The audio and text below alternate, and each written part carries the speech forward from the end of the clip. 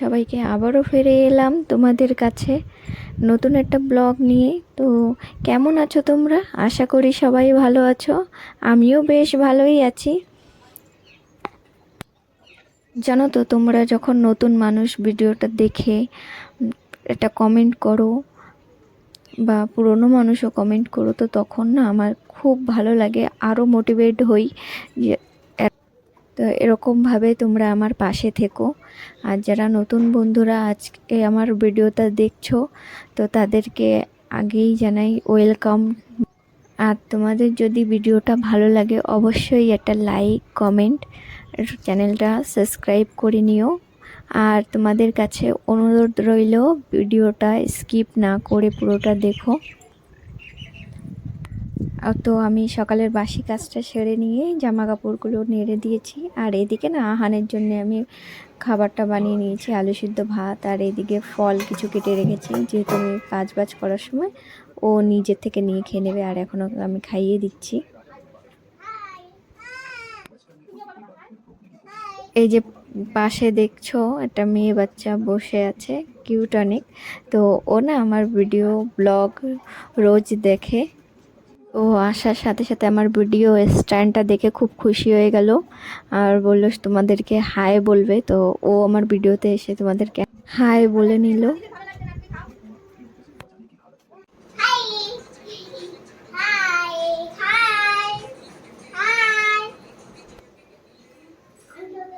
বাসি কাজটা গুছিয়ে নিয়ে এবার আমি চলে যাচ্ছি গাছে জল দিতে।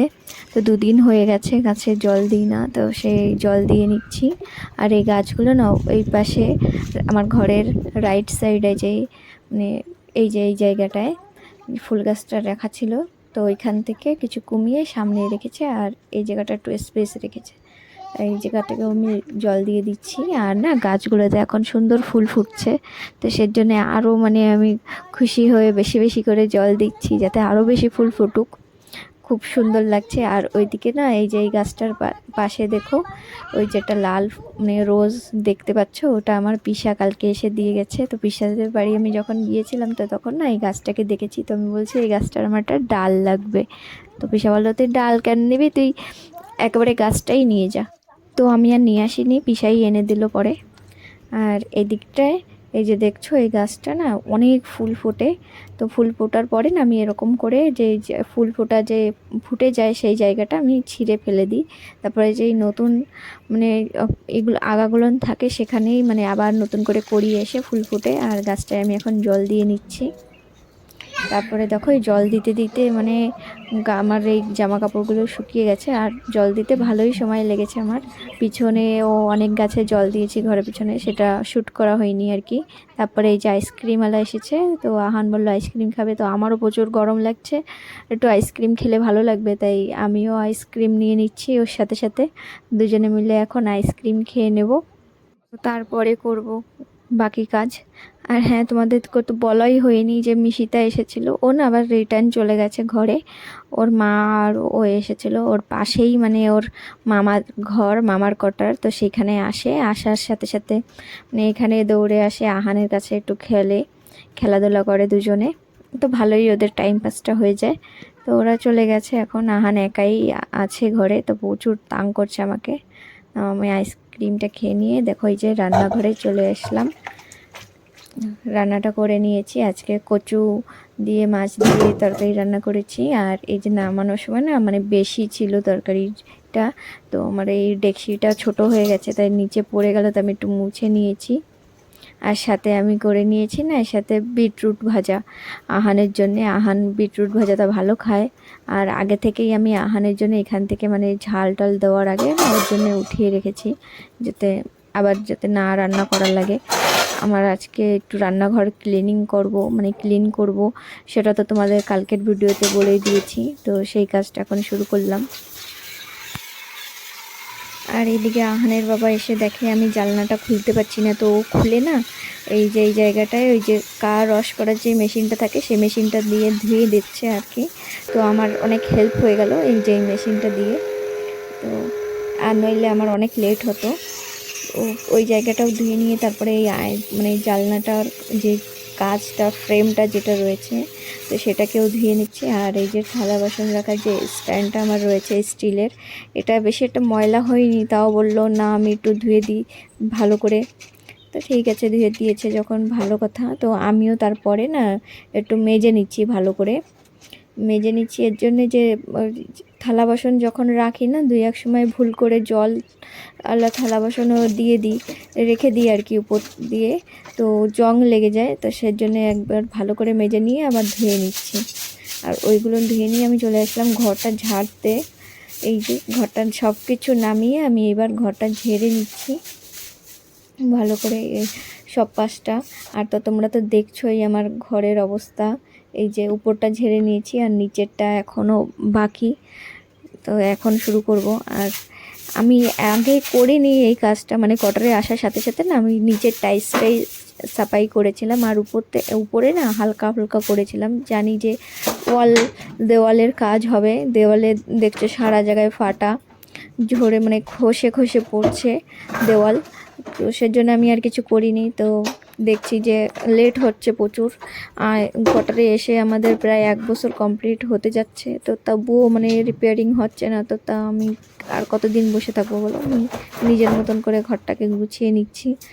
ভাঙাচোরা ঘর, ফাটাফোটা ঘর হলেও কি মানে গুছিয়ে গাছিয়ে রাখলে সুন্দরই লাগবে, তো সেইভাবে মনে ভেবে নিয়ে করছি আর কি।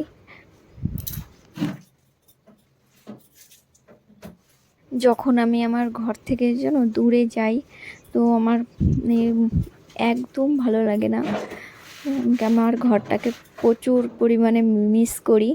আর এটা আমি সব সময় মানে আমি নিজের মতন করে গুছিয়ে রাখার চেষ্টা করি। এখানে যেই শান্তি যেই সুখ সেটা না আমি আর কোথাও পাই না। নিজের ঘরের মতন শান্তি আর কোথাও পাওয়া যায় বলো?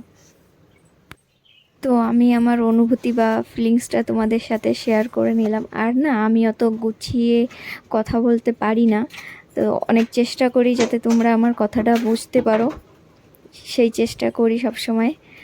নিজের কথাটাকে আমি আরও ইমপ্রুভমেন্ট করার চেষ্টা করছি। তো কেমন বললে, কেমনভাবে ভয়েস ওভার করলে তোমাদেরকে মানে বুঝতে সুবিধা হবে, ভালো লাগবে আমাকে জানিও। আর এদিকে তো দেখছোই আমার মানে ওভেনটা আমি ক্লিন করে নিয়েছি, তারপরে আমি এইদিকে আমার মিক্সিটাও ক্লিন করে নিচ্ছি। তো আমি একবারে ডিপ ক্লিনই করে নেব সব কিছু। তো দেখছো আমি এটাকে একদম মানে থালা বাসন যেভাবে মাজে সেভাবে মেজে নিচ্ছি। তারপরে আমি আবার একটা সুতির ভিজে কাপড় দিয়ে আমি আবার মুছে নিচ্ছি। মুছে নেওয়ার পরে এই যে দেখো আমি একদম মানে বোতাম সুইচ যেটা বলো আর কি, সেটাকে একদম বের করে ভালো করে ক্লিন করে নিচ্ছি। ক্লিন করে নিয়ে তারপরে আমি আবার মানে আমার মনে শান্তি হবে না, তারপরে আবারও আমি অন্য শুকনো কাপড় দিয়ে এটাকে মুছে নেব। মানে সব জিনিসটা আমি এইভাবেই মানে ক্লিন করি। যখন আমি মানে কাজে লাগবো সেদিন একদম মানে সব কিছু একদম ক্লিন করেই ছাড়বো যেই জায়গাটা।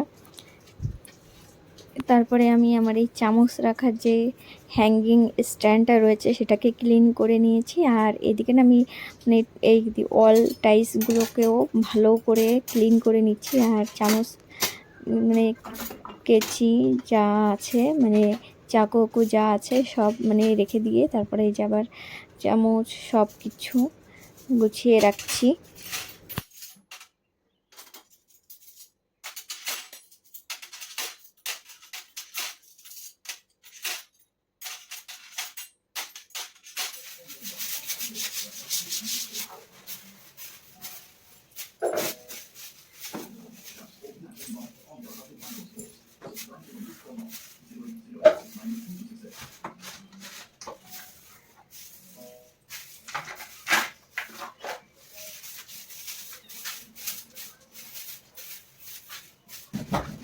কি ভাবছো আমি হঠাৎ করে চুপ হয়ে গেলাম কেন? মাঝে মাঝে ভাবি আমি এত কথা বলি ভিডিওতে তোমাদের ভালো লাগে কি না সেটা ভেবেই আর কি চুপ হয়ে গেলাম। তো আমার তো ভালোই লাগে এরকম কাজ যখন করি, এই সাউন্ডটা সব জিনিসের যে একটা সাউন্ড থাকে সেটা একটু আলাদাই লাগে, মানে আলাদা ভালো লাগে শুনতে আর কি। আমার হাজব্যান্ড যেন সবসময় আমাকে বলবে, তুমি ভিডিওতে এত কথা বলো কেন, মাঝে মাঝে তো একটু মিউজিকও দিতে পারো, মিউজিক দিলেও একটু শুনতে ভালো লাগে। তো হাজব্যান্ডের কথা রাখতে আজকে একটু মিউজিক দিয়ে দিচ্ছি। তো তোমরা একটু শুনে ভিডিওটা মিউজিকে দেখে শুনে কেমন লাগে আমাকে জানিও।